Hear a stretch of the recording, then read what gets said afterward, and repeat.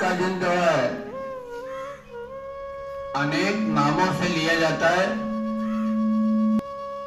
गणतंत्र दिवस भी कहते हैं, 26 जनवरी। हमारे यहाँ मूलतः गणतंत्र दिवस है।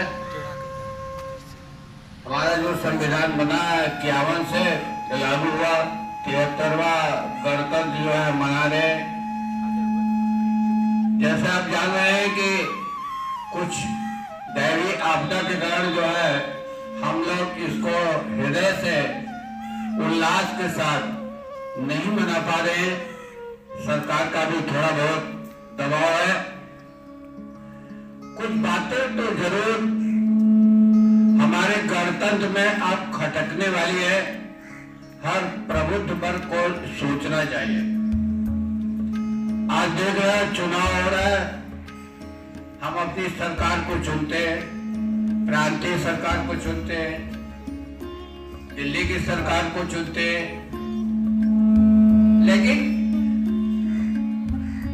चुनने का जो ढंग है वो थोड़ा सा हम कुछ सही ढंग से नहीं स्वीकार कर पा रहे हैं।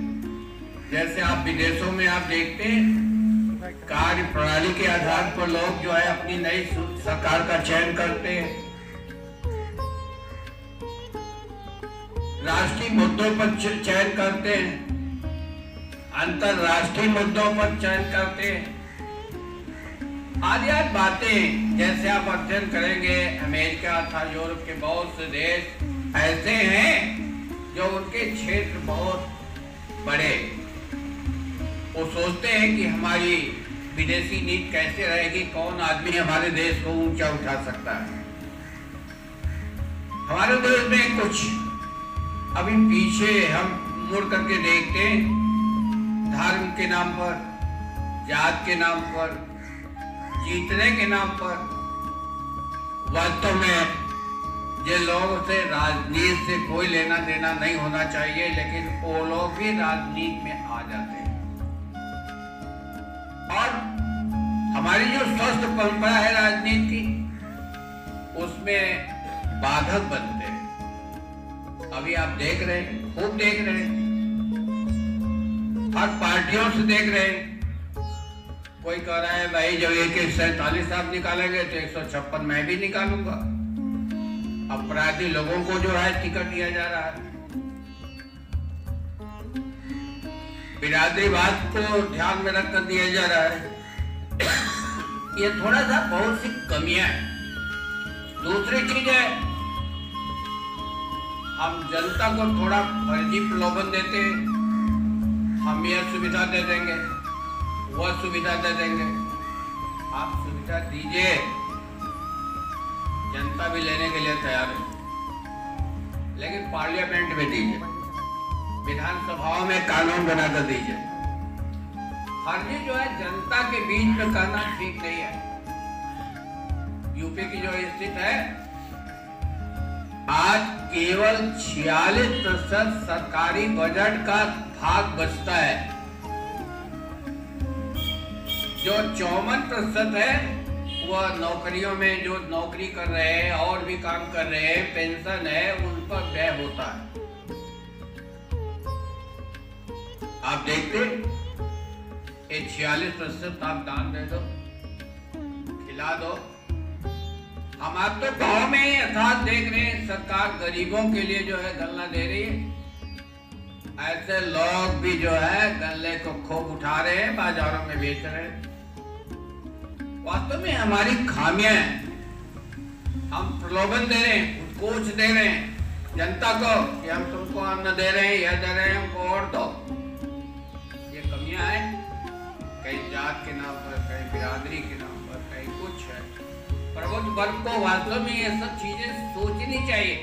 अभी आपकी लार्जर कोर्ट, सुप्रीम कोर्ट ने भी एक क्वेश्चन मार्क खड़ा कर दिया कि जो लोग कह रहे हैं हम फ्री बिजली दे देंगे, दे दो। फ्री जो है आपको जो है एजुकेशन दे देंगे, फ्री है ही कर देंगे। अरे दे दो, कल मैं आपको जिता रहा हूँ, लेकिन 1 महीने के अंदर ऑर्डर हो जाना चाहिए। अब ये नहीं कहिए हमारे पास पैसे नहीं है। ऐसी सरकारें बहुत सी वादा करती है फर्जी, और दे नहीं पाते। तो यह है कि यह गणतंत्र जो दिवस है, इस पर हमको आपको थोड़ा पीछे मुड़कर देखना है। कहीं ऐसा न हो कि समाज में कंपन आ जाए। कोई हिंदू मुसलमान का ब्यौरा ज्यादा पेश कर रहा है। ये हिंदुस्तान है, यहाँ हिंदुओं को भी मरना है, जीना है, मुसलमानों को भी अपनी कब्र को स्वीकार करना है। यहाँ कोई अलग नहीं है, हम सब एक हैं। आप कहते रहे कि हमारे हिंदू ही जाकर के मुस्लिम धर्म को स्वीकार किया। धर्म ज्यादा बड़ा नहीं होता। धर्म जो है आदमी को जीवन की शैली देता है, अच्छी चीजें हैं। एक सच्चा धार्मिक वो होता है जो कुरान भी पढ़ता है, गुरु ग्रंथ साहब भी पढ़ता है, रामायण भी पढ़ता है, महाभारत भी पढ़ता है, एक निचोड़ निकालता है। हम कैसे थे? तो आज इस गणतंत्र दिवस पर मैं ज्यादा इस पर व्याख्यान देना नहीं चाहता, लेकिन मेरे हृदय में एक चीज है कि हमारे जो पार्टियां हैं इनमें कमियां हैं। कोई धर्म के रास्ते पर, कोई बिरादरी के रास्ते पर, कोई किसी के रास्ते पर हमारे लिए डकैती करने के लिए राजनीति में आ रहे हैं। आप महसूस करिए, जो बराबर डकैती और चोरी करने वाला आदमी है, आप उसी को कल वित्त मंत्री बना देंगे तो कहां ईमानदार रहेगा? चरित्र पहला होना चाहिए। 1900 पहला जब आपके यहाँ जो है सरकार बनी थी पहली, नेहरू जी थे प्रधानमंत्री और लोग थे। वास्तव में देश के पके पकाए ईंट ट्रस्ट नहीं थे, पके पकाए ईंट थे जो राजनीति में आए। मुझे मालूम है कि हमारे क्षेत्र के भी एक महापुरुष उनके मंत्रिमंडल में थे, श्री श्यामदल मिश्रा। मेरे कॉलेज के प्रिंसिपल थे, मैं प्रेसिडेंट थे। मैं जा रहा था, एक बार पूछा कि क्या उनके यहाँ करप्शन नहीं था? कहे करप्शन की बात करते हो? नेहरू जी जो है श्रीनगर गए थे, रात में पालम हवाई अड्डे पर नहीं आए, उतरे नहीं, तब से एक मंत्री की बू आई कमीशन खोरी में, उन्होंने इस्तीफा दे दिया। आप ईमानदारी की बू लेना हो तो आप गांव गांव ट्यूबवेलें बनी है उस जमाने की, थोड़ा छिन्नी लगा के तोड़ो, देखो ईमानदारी बरती गई है या बेईमानी बरती गई।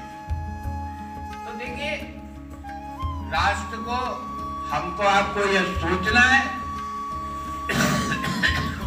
कौन आदमी अच्छा पड़ेगा। अभी हमारा समुदाय बैठा था, अभी सब लोगों ने सर्वसम्मत से कहा कि ये चुनाव का कोई अच्छा आदमी है, जायज बैठिए।